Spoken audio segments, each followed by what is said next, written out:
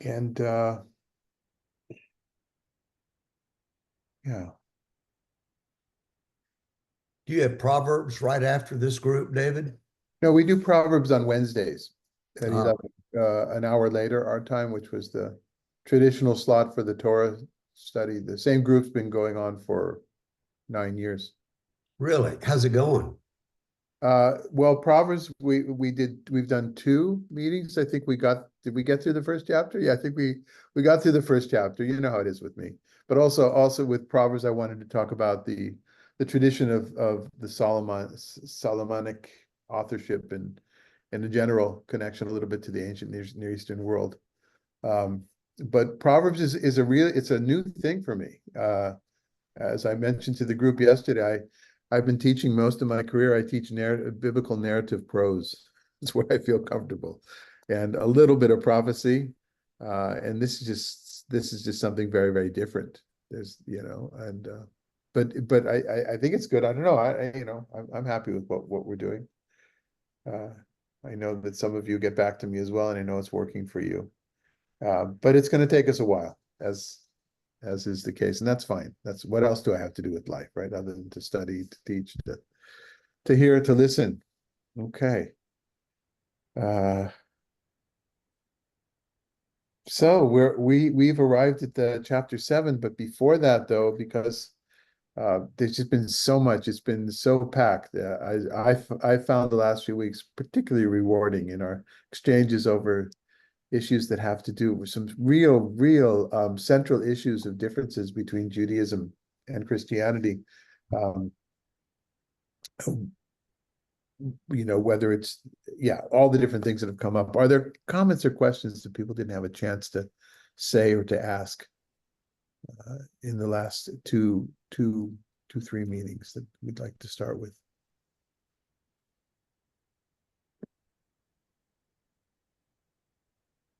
David, I missed last week, so I'm not sure what was covered. And I was looking to see. I didn't see that it was out posted on YouTube yet, so I'm eager to see that because I think it was a continuation of the world to come. Is that It was actually finishing up the chapter 6. okay? Yeah, we didn't have, yeah. Well, Madalena, we thank her for all of her technical help, but she's living now in Spain. And with the time difference, we're not getting the timing right for the reminder of the text for today only went out this morning, our time. And there should have been I would imagine there's a link to the YouTube recording. I don't know if Madalena is still on with us. No, she's got to do other things right now. So I'm still here. I'll add it to the email and maybe send an email tomorrow so that everyone has the newest links. Okay. So going forward, we'll try to have that again. We'll try to get our act together to send it out a full day beforehand, including the link so that people can listen to it before coming back. But thanks for pointing that out. Did you have any other further questions, Stephen, about Steve about Well, the? yeah. Oh, I'm sorry. You're talking to Steve Byrne. Yeah, Steve Byrne about World to Come. Olam Haba. Well, as I was thinking about it this morning, because there was all these different viewpoints, and I think even in Christianity too, and I was interested in, I guess, hearing from the group sort of where they sat with that. And maybe that was discussed last week. So no, I don't think we really spoke much about our personal views. That's a good idea. So would you like to begin with that? Or you just want to hear about others? you want me? So I guess my personal views, I believe there is a resurrection and I believe there's a world to come. In terms of, I guess, between this life and when you get to there, what happens there, I'm not so sure. And is it exclusionary? I'm not so sure.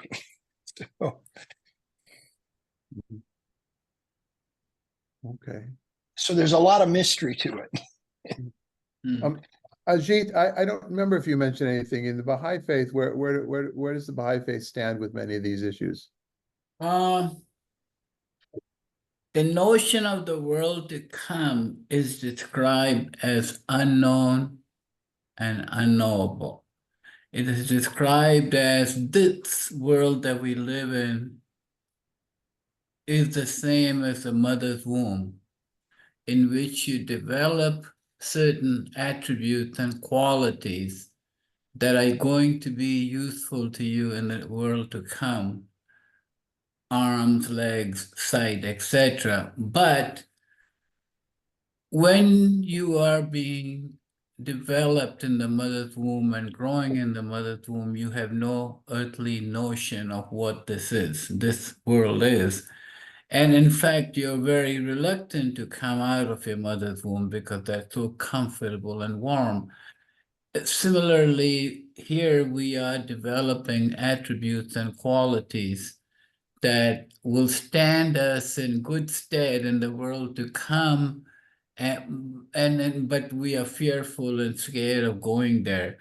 But as the child does not understand, in the mother's womb does not understand this world, we in this world are incapable of grasping the world to come.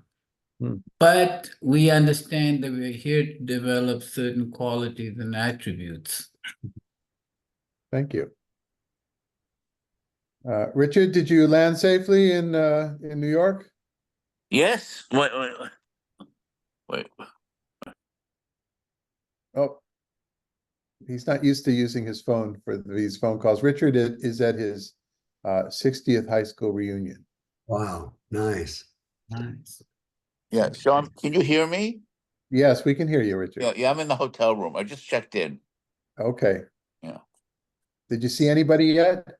Oh no, I won't be seeing anything until tomorrow. I went to the gravesite, my parents' gravesite, and drove around my old neighborhood, that kind of thing. This before I could check into the hotel. So you saw something. You saw your parents. I saw my parents. Yeah. I went to Hofstra University. I bought a couple of baseball hats. So I got a lot done this morning. Well, may your reunion with your folks be a blessing for you. Yes. I'm glad Thank you're you. good and mobile now, Richard. Oh, yeah. Well, let me tell you, it was a struggle getting through the airports with these knees. It was difficult. From now on, I'm checking my luggage. I'm not doing that again. Yeah.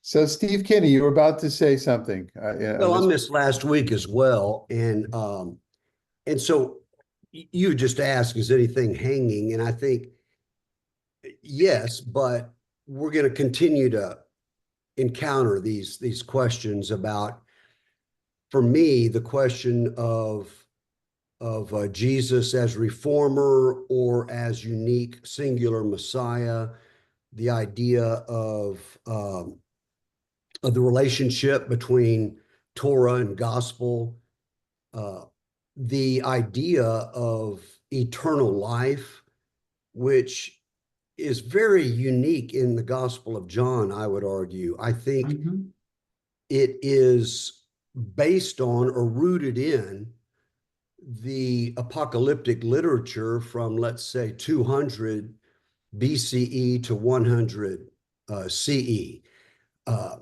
Enoch and Daniel and lots of the intertestamental works are really focused on apocalypse. And I think the Gospel of John draws heavily on that literature and focuses on eternal life as here and now. And yes, perhaps it's heaven all the way to heaven, but heaven is accessible. Eternal life is accessible here and now. And I think the synoptic gospels, Matthew, Mark, and Luke, talk about eternal life, but in terms of the kingdom of God. So yeah, there's a lot of resonance with this. And I think when we get into the text itself, maybe we can accent some of those. Sure. Ajit. I have a question to ask Steve. Steve, is this John the same John as the author of Revelation? You know, tradition says yes, perhaps nobody really knows, but most good scholars that I know say no. Two different. Now, they may have come from the same Johannine communities in Asia Minor around Ephesus, but in terms of authorship, most say no. Okay. Okay. Anybody else? People are in the learning mode, I think. Let's go on to Jesus has been on the Al Sfat Yam Kinneret in the last chapter on the banks of the Sea of Galilee, of the Kinneret, and there's movement back down to Jerusalem. So these two geographical focal points, right, of the Galil and Judea, with Samaria in between at one point. So let's take a look at this. Sue Spicer, you want to read for us the first section?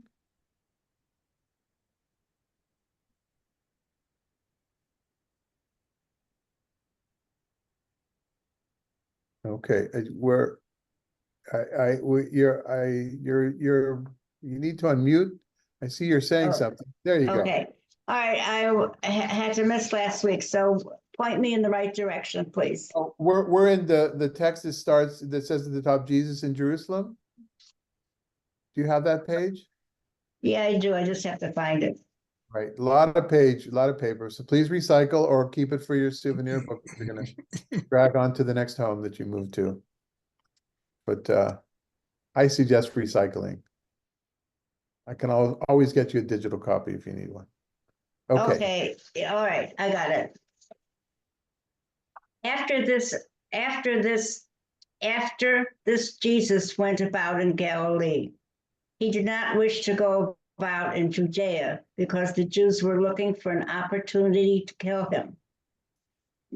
Now the Jewish festival of booths was near. So his brothers said to him, "Leave here and go to Judea, so that your disciples also may see the works you are doing. For no one who wants to be widely known acts in secret. If you do these things, show yourself to the world." For not even his brothers believed in him. Jesus said to them, "My time has not yet come, but your time is always here. The world cannot hate you, but it hates me because I testify against it that its works are evil. Go to the festivals yourselves.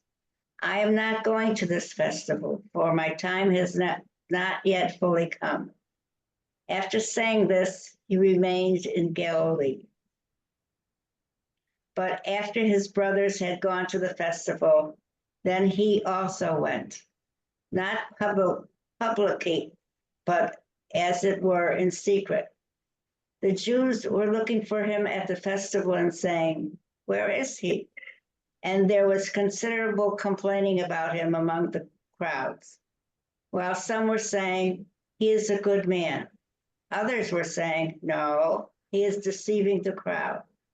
Yet no one would speak openly about him for fear of the Jews. okay. So, initial reactions, questions. Rita Claire's got a smile on her face, which means that some particular switch has been touched off in her memory. Just unmute first before you share that with us. Well, I'm just seeing again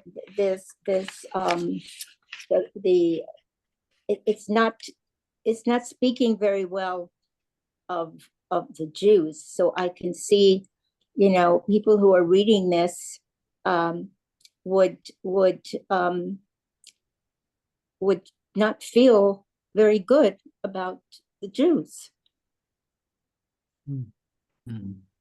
Rita Claire, whenever this is read in the churches that I've served, when it says the Judaioi, the Jews, it's clearly not all Jews. It's referring to the leadership. And so in my translations, or when we read this from the pulpit, it's always the Jewish leaders or the leadership to distinguish that, because here, 20 centuries later, especially after all the pogroms that have happened because of this, can't distinguish that, and it's off-putting and it triggers. So I hear you. Yeah. But I'm just trying to make the case that it's a very distinctive group in John's understanding. I do understand that myself, but I could see where someone else who may not interpret it in that way unless they had people like you explaining it to them. Yes. Yeah. I agree. It's grievous for that. If I could put a slight edge, or that's Hebrew, sorry, but to sharpen what Steve just said, from my point of view, not only the leadership, but a particular leadership, right? I think we assume that there was the leadership of the Jews in Judea or in the Galilee. Well, we already know from so many texts that there was the leadership of the Sadducees and the leadership of the Pharisees, leadership of the rebels, the leadership of the Qumran people, the Dead Sea Scroll folks. So yeah, but of course, Rita Claire, your point is well taken, right? People don't, these distinctions that we make here because we're using an academic background foundation for our study. To me, this is why academia is so important. This is why the humanities are so important, right? This doesn't go just for religious texts in general. It's the humanities to teach young people in universities and in high schools to hear the multiple voices, the multiplicity of voices. Very important point. And it's kind of like when one wants to throw all Republicans under the bus, they may be referring to the MAGA Republicans, or you know what I'm saying? All those distinctions are there, but when you generalize, then you just get all congressmen or all Republicans. That's right. Even Dick Cheney's a good guy now, Steve. Well, he's distinguished himself from being in that other camp. True. I'm sorry. I couldn't resist. And that of course is what's going on as well in this whole conversation about anti-Semitism, anti-Zionism. Are you a Jew? These horrible things on campus. Are you a Jew? Well, therefore you're supporting what's happening in Gaza. These extensions of names. Yeah. Could I ask Steve to comment on the term his brothers? So his brothers said to him, I know there is this controversy in certain circles about, there's another passage somewhere they say, we know this man Jesus is he the brother of so-and-so and father, sister, that refer to his siblings. It seems to me that as hard as people have tried to make Jesus into something, a virgin birth, etc., that it's a good possibility that his mother had additional children. Well, I think undeniably so from a scriptural point of view, right? And I do think they're referring to the family, his kin group, the brother, because they distinguish from the disciples. But again, yes, you have the 12 who become known as apostles. Yes, you have the 70 who are, the next level of disciples. But that inner circle, it's like he says in Luke, when they in his hometown, when they try to throw him off the cliff, he says a prophet's not welcome in his hometown. Something about familiarity that breeds contempt in a way that when it says his brothers did not even believe in him, what are they asking him to do? Miracles. And that's the temptation story all over again, right? Every time, like we saw when they tried to make him king in the last chapter, he resisted that. That's his temptation. He struggles from in the narrative with the approach, the methods, he, in the Gospel of Mark, is always telling them after he does a miracle, don't tell anybody, because folks are going to look at those miracles from the outside in instead of from the inside out sign. And so the Gospels are very careful to preserve the suffering servant aspect of Jesus. And here I was thinking that was just an organizing tactic to do things slowly, incrementally, not too fast. So Well, again, that's true. The hour has not come, right? So especially in John, there's a recognition of there's something purposeful happening here. intentional, yeah. Intentional. So we're in the Feast of Booths. That's Chag HaSukkot, tabernacle sometimes called. For those that are want to have the best list in the Torah, of the top 10 texts, the best list in the Torah of the in my opinion, is Leviticus 23. Kind of goes through the whole year. We have partial lists in different places, other places in the Torah, and then you'll see this progression through the year. From Passover, the beginning of the spring, in that tradition, that's the beginning of the year. The first month is Passover, and Sukkot doesn't happen until the 7th month. It's only in that passage in Leviticus 23 where we also have Yom Kippur is mentioned, the Day of Atonement, which is not mentioned in the other list of. So this festival is called in rabbinic literature the festival. We say, I don't know what that's called, but the, right, as opposed to a festival, because that's when the majority of people, the most amount of people could come to the pilgrimage, could come to Jerusalem with their crops, because the harvest is over. They're finished harvesting so the year goes from when the barley and then the wheat are harvested in the springtime, that's from between Passover and Shavuot, which is known as Pentecost, and I will have a question about that in a second. And then you've got from Pentecost to Sukkot, Pentecost to Booths, is the time for offering the first fruits of the fruit trees, not the grains, but the fruit trees, which in ancient Israel are 5 kinds. This doesn't matter so much. And then when you get to the Festival of Booths, then there's a great celebration, which a day is added on, not 7, it's 7 plus 1. Shmini Atzeret is the last day, and it's also the time when the people begin to pray for rain, because that's the driest time. Driest season is in September, around that time of year. So Shmini Atzeret, the 8th day, became, in post-biblical times, the actually holiday which was basically about praying for rain to come at the right time. Afterwards, in Babylonian Jewry, let's say in the 3rd or 4th century, probably onward, they created the holiday of Simchat Torah, of celebrating the end of reading of the Torah, and that's because they weren't farmers and they focused more on the study. Okay, so that's the context of the Festival of Booths here. And I think I mentioned last time that we have Jesus. We don't have the Last Supper in John, but we have Jesus over Passover in 2 different places. So the beginning in this last week, or last chapter. Now we have Booths, but do we have the holiday of Pentecost? And do you have anything to say about that, Steve? I seem to remember you mentioning something when we began study, that this going through the year and Shabbat. Yeah, I think so, don't we? I'll check and I'll double check and get back.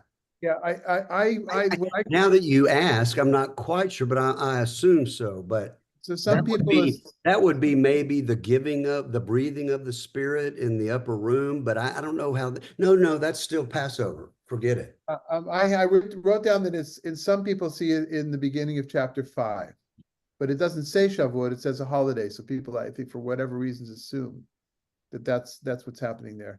But so there is no Last Supper, right? That's something that's I think is an interesting thing to. Well, it's the chapters 13 to 17 in the upper room, which starts with washing of the feet, and so he uses that rather than the actual depiction of the Last Supper. But the assumption is that they're celebrating that feast in the upper room, even if it's not described. The assumption is they're celebrating the Seder. It's the Passover Seder. Yeah. The timing is off, though. Well, actually, in John, the day he is killed is the day of Passover, right? Uh-huh. I think so. Yeah, Whereas yeah. in the Synoptics, it's not. It's on a just afterwards, I believe. Okay, so then the last thing is, if I could ask you to comment on, you've talked before about the two words for time, of chronos and kairos. And here we have, he says, my time is not come. So is that my particular day is not come, or the age is not come? How do you see that? How do you understand that? Yeah, great question. I think that I don't have the Greek text in front of me, but I do think it's kairos when Jesus uses it. But kairos. Okay, but your chronos is not yet come. So he does distinguish these times. And so whether we call it the day of the Lord, the age to come, this age, this idea of time and eternity comes, that's what I meant earlier when I said it comes, a lot of it comes out of the apocalyptic eschatological literature about how things end, about the end days. And the apocalypse literature distinguishes itself from the prophetic literature in the classic Hebrew text, in that the prophets are always talking about reform and kind of an evolution of awareness and growth. By the time of this first century, there was a common understanding that there's no more prophets, that the Spirit has departed our land. And when the Spirit returns, which this chapter is all about, and is often connected with water, Messiah comes. So there's a sense that the apocalyptic writers talk about Messiah or God will come. You know, it's almost used interchangeably. And so when Messiah comes during Sukkot, during this festival, we see, you know, I read that one of the customs is to get the palm branches and to circle in processions characterized in this particular festival, which we now know of as Christians, Palm Sunday, when the halal, the palm branches were laid on the road as Jesus comes on a donkey, which comes from Zechariah, that particular text. So this chapter is chock full of that messianic expectation, which was going to be in the age to come. So what I think the Gospel of John is doing by using eternal life is suggest that in Jesus's own person, he embodies Torah. He embodies the expectation for the age to come that will set us free from our bondage to the evil powers that corrupt. In the hierarchies of power, there's a binding, an evil binding from the demonic. Again, this is all apocalyptic language. Yeah. And so John is saying in Jesus, the age to come has arrived. It's maybe not fully realized, but it's already broken in. And so to have eternal life is to be in right relationship with God. And as Jesus says over and over again, if you read Moses correctly, you would recognize what's happening here. And I don't think we have to go to the exclusive place either when I say that. I just think that embodiment of Torah, that incarnation of wisdom, you know, you're reading Proverbs now, David, and a lot of commentators talk about Jesus as the incarnate wisdom. who shouts in the marketplace, y'all come to me. You know, so when you think of wisdom and Jesus together, I think that helps me with that relationship and keeps me from being falling into the supersession where the New Testament is now, you know, the truth and the Old Testament is all preparatory. I don't think that's going on. I think Jesus is saying all those who knew the law from Abraham, David, that's what I am embodying. That's how I read this in the context of the festival in this chapter. Yeah, Ajit. I really think that when you think about all the Jewish prophets, the Amoses, the Gideons, the Isaiahs, they were just men, human beings. There was nothing super about them, but they had a mission, men with a mission. And I think this essentially is trying to take Jesus, a man with a mission, and making him into somebody divine. I think it's that transformation that is going on here in John that didn't happen before.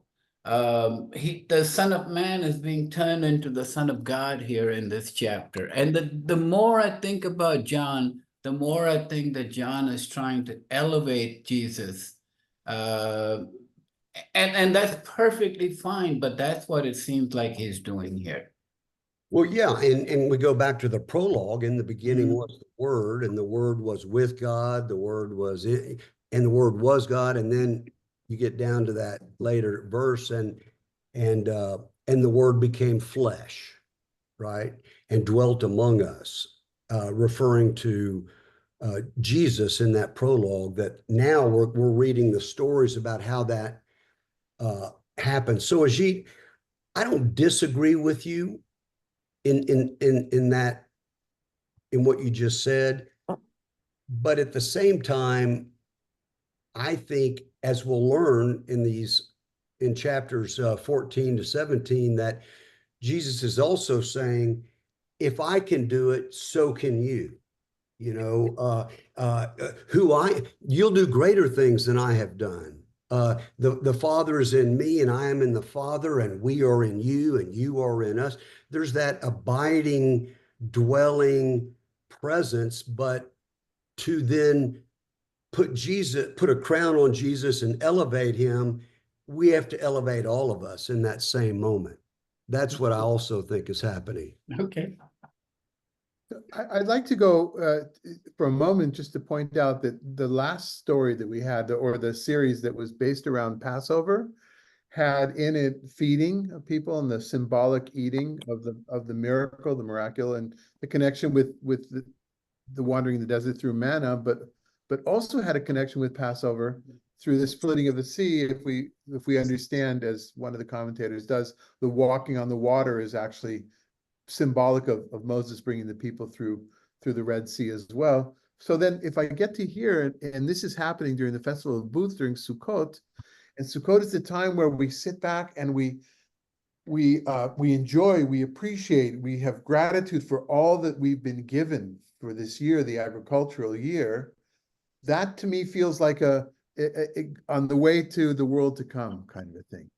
Summing up if the Festival of Booths sums up the year and brings you into a place of plenty, well, then Jesus is talking about the world to come, bringing the people to a place of plenty as well. And what I want to say about that is, and all this is very Jewish. It's very Jewish understanding. I don't think it's by chance that the stories occur in different holidays. I think that has a lot to do with it. And when we get further, I think we're going to get into this business with the water as well. Sukkot is the same holiday where there's water libation, right? They pour out water on the altar. It's like a water sacrifice, which is a very central thing.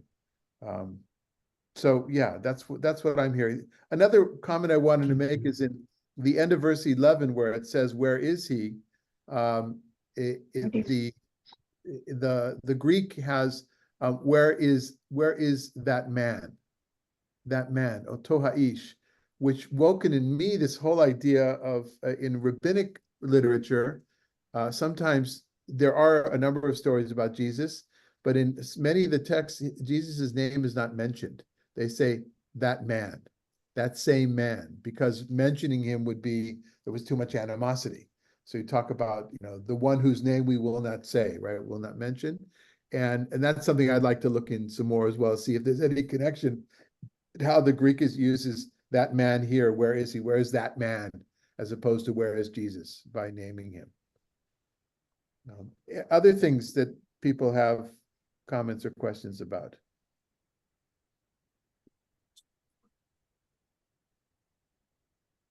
Okay, then. So Wayne, you want to read for us 14 going forward? For about the middle of the festival, Jesus went up into the temple and began to teach. The Jews were astonished at it, saying, "How does this man have such learning when he has never been taught?" Then Jesus answered them, "My teaching is not mine, but his who sent me. Anyone who resolves to do the will of God will know whether the teaching is from God or whether I am teaching on my own. Those who speak their own seek their glory, but those who seeks the glory of him who sent him is true, and there is nothing unjust in him. Did not Moses give you the law? Yet none of you keeps the law. Why are you looking for an opportunity to kill me?" The crowd answered, "You have a demon. Who is trying to kill you?" Jesus answered them, "I performed one work, and all of you are astonished. Because of this, Moses gave you circumcision. It is, of course, not from Moses, but from the patriarchs. And you circumcise a man on the Sabbath. If a man receives circumcision on a Sabbath in order that the law of Moses may not be broken, are you angry with me because I healed a man's whole body on the Sabbath? Do not judge by appearances, but judge with the right judgment." Hey, what's floating to the top for everybody? David, Perhaps- did you give us a reference in relation? Yeah, to- well, maybe as a kind of an explanation, if you go to the second page, source number 1 from the Mishnah, that's the collection of oral traditions of over many hundreds of years, collected in around 220, 230, somewhere around that time, beginning of the 3rd century, and written down. And we looked at this Mishnah, this particular section of the tractate of Shabbat, of Sabbath. We looked at it once before when we were looking for the different types of artisan crafts which are forbidden on the Sabbath, and how we, when we talked in the context of healing. But in the specific context of circumcision, a principle in the context of circumcision on Shabbat was stated by Rabbi Akiva, who lived in the 2nd century. Any prohibited labor that can be performed on Shabbat Eve does not override Shabbat, including transporting the circumcision scalpel. However, any prohibited labor involved in the mitzvah, the commandment of circumcision itself, that cannot be performed on the Shabbat Eve overrides Shabbat. In other words, anything that you could have done before the Sabbath started at sundown on Friday, and you didn't get done, you can't say, well, I didn't get it done, I can do it now, even if it's important things, even food-related things, perhaps.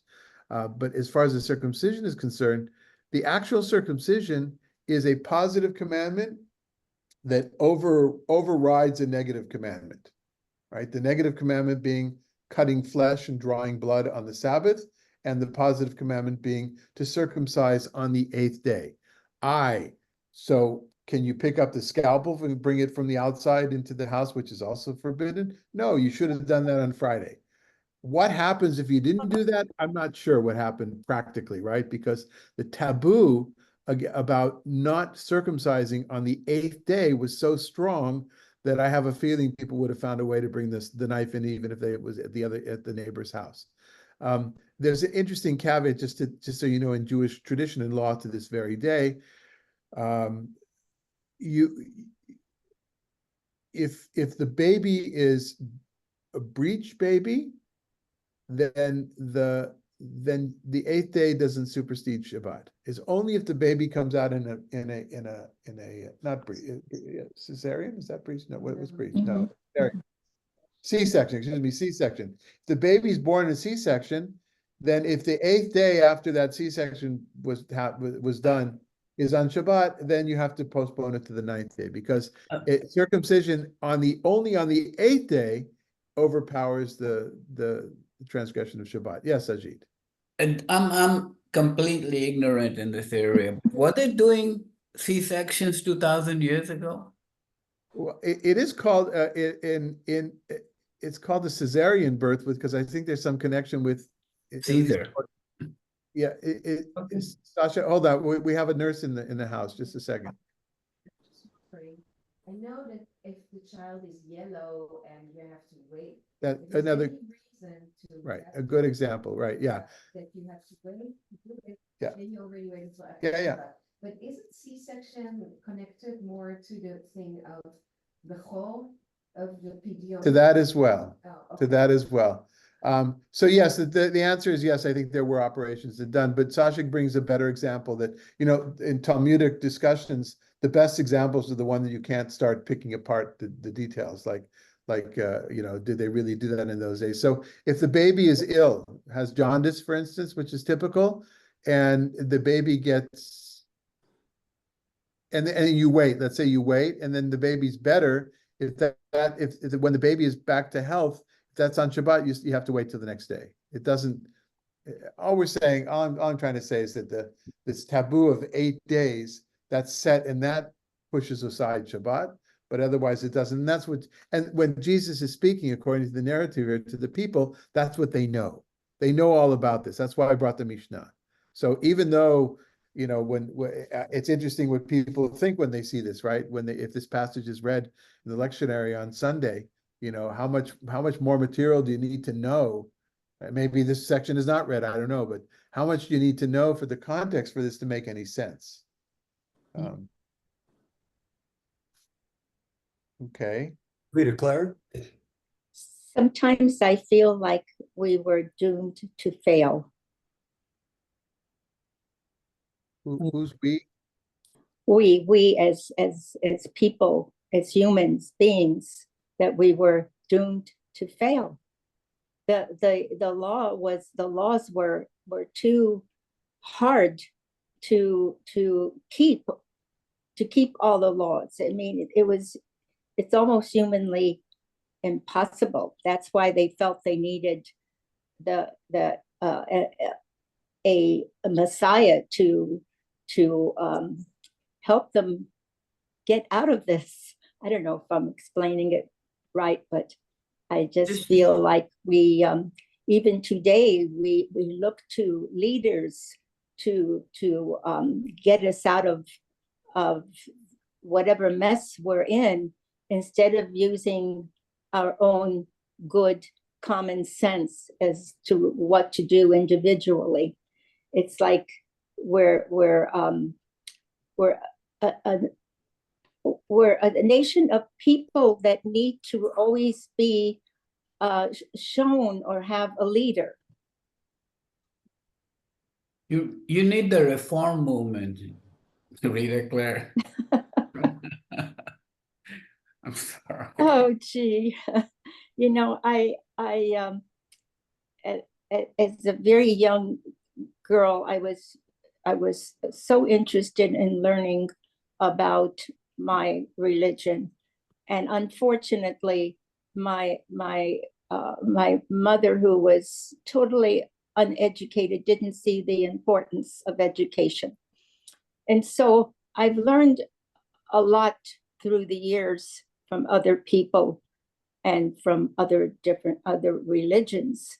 And now in my old age, I'm at a point where I just question everything. Rabbi, is this what Reverend Kevin Johnson would call the angry Jesus? I assume we all think he's justified in being a little, maybe more than angry here. And I don't know if he was expecting pushback, or there's nothing about the other side saying you're wrong or you're an idiot. You don't often see the angry Jesus. Yeah, or the confrontational. Yeah, there is a confrontation going on here, right? Which obviously echoes the feelings of the writer here in the community who he's writing for. I think there's this ongoing confrontation. What does the crowd say back to Jesus? You have a demon. Right? So that looks a little bit like strong language for us, except for what do we call somebody who's not well often? Maybe we don't say it anymore, but demented. Mm, And dementia, that's from demon, that's from the same word. That's a little, I mean, words expand, they grow, whatever, but that we do the same thing. I can remember being in yeshiva, so there's 350 young men, right? All, between the ages of 18 and 25 or 23 or whatever.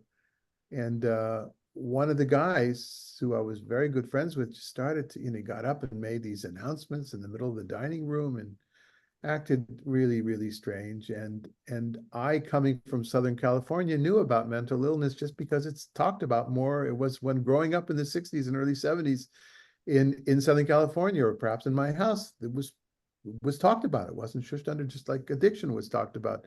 And in Israel, so I began to talk with other friends about, what about our friend Chaim, and they said, no, Ustam Shuga, he's demented, as if he has a demon.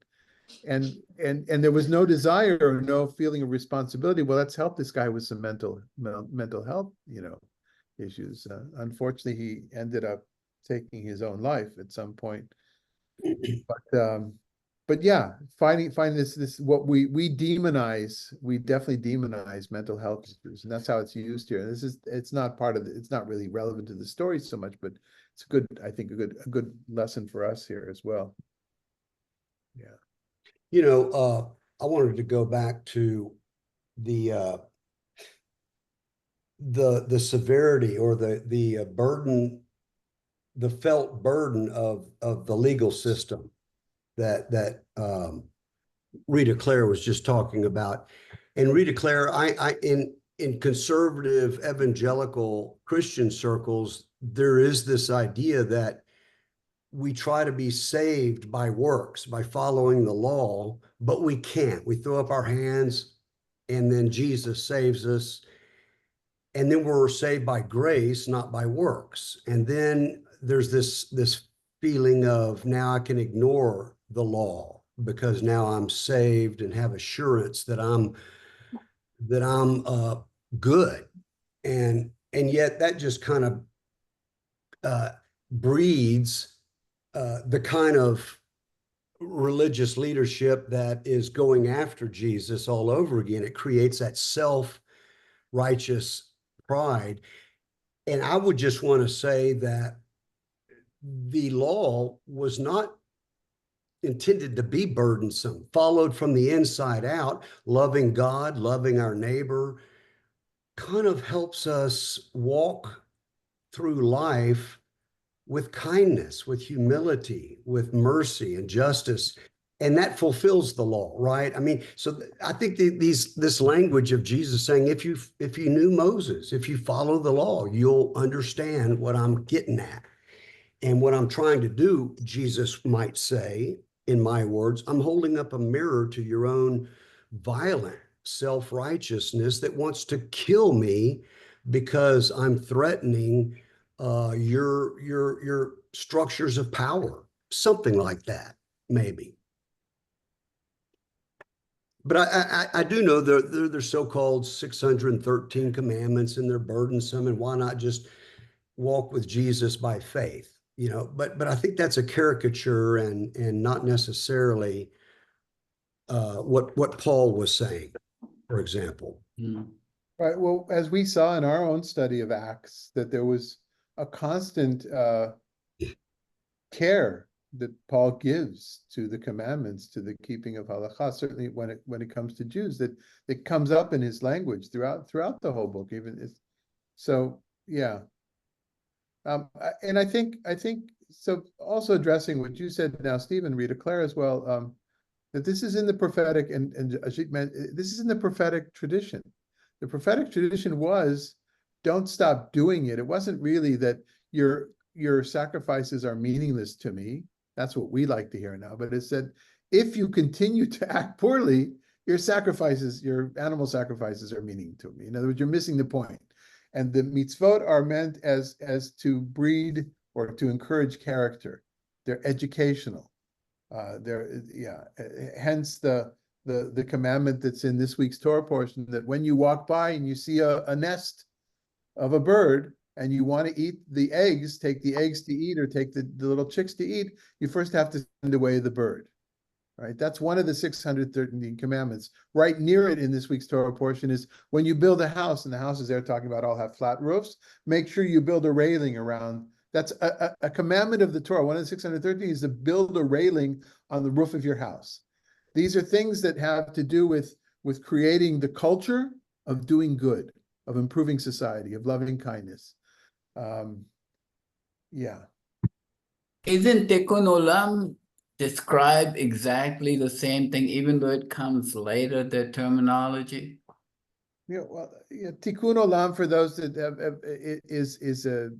for those from the non-Jewish world, is a term that's used for social justice. Basically, it's a catchphrase for social justice, fixing the world, and then it got even a different. So on one foot, the history of that term is it does appear in the Talmud, but used in a totally different way, having to do with that's the way the world needs to work. In the Kabbalah and the medieval Kabbalistic literature, it has to do with the matching, bringing together of the two worlds, the upper world and the world that we live in, Unio Mystica. That comes to Tikkun Olam. So things that you do, this idea, and again, this is not my expertise, but I think in Lurianic, what's known as Lurianic Kabbalah, is that when you do a mitzvah, one of the 613 commandments, and you have the intentionality for that to happen, that's what slowly aligns the world so that the time of the Messiah will come. That's the tikkun. Fixing the world is this world becoming the messianic world, the world to come. In the 1950s, there's at least according to some scholars that talk about language and sociology, there's one scholar, Jewish leader, Shlomo Bardin, who lived in Israeli, who lived in Southern California, who actually was part of buying the largest piece of real estate, Jewish real estate outside of the state of Israel in Simi Valley, that is owned now by the American Jewish University. Shlomo Bardin began to talk about in the 50s Tikkun Olam in the sense of the literal fixing the world. Tikkun, fixing world in the sense of social justice and progressive values, I think, as well. And then it became, and it was exclusively used in the reform movement in the 60s and 70s. I, growing up in the conservative movement as a kid, never heard the term at all. In fact, I didn't start hearing it. And Israelis, now they know it, but 20 years ago, they had no idea. What does that mean, Tikkun Olam? And Americans would come over with their Hebrew and say, oh, but it's Tikkun Olam. It's getting involved in social justice. And they said, what do you think? That's not Hebrew. Even though it is Hebrew, it's not conversational Hebrew. And then it became in the 80s, it started to seep into other non-Orthodox groups, especially youth movements. And in the 80s, it also got on another meaning, had to do with the environmental justice as well. Tikkun Olam, fixing this world, literally fixing the earth, kind of a thing.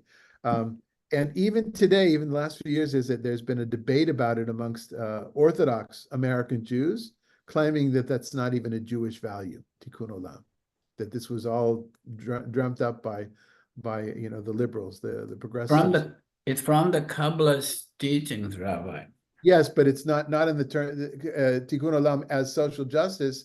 They feel is a misconception. Yeah. All right. Well, perhaps with that long little mini sermon about Tikkun Olam, thanks for the question. Sorry to spend up the time. So I think maybe we'll. Yes, go ahead. There is also really in Christian teachings and where Jesus talks about, I was hungry, you did not feed me, I was thirsty, you did not give me to drink, etc., where there is really a call for certain kinds of social justice and you know, taking care of the hungry, the homeless, the refugee, etc. That I think it's probably one of the most wonderful ethical teachings of Jesus. Are you referring to the Beatitudes? No, Matthew 25. Matthew 25, I was hungry and you gave me not to eat. I was thirsty. And then they asked the king, when did we do these things unto you, Lord? And he says, what you did to the least amongst these, you did unto me. It's really very similar teachings there. Great, thank you.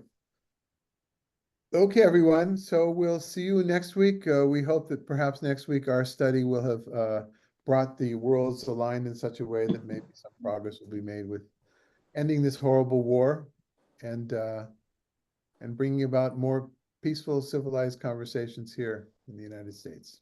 Amen. Thank you.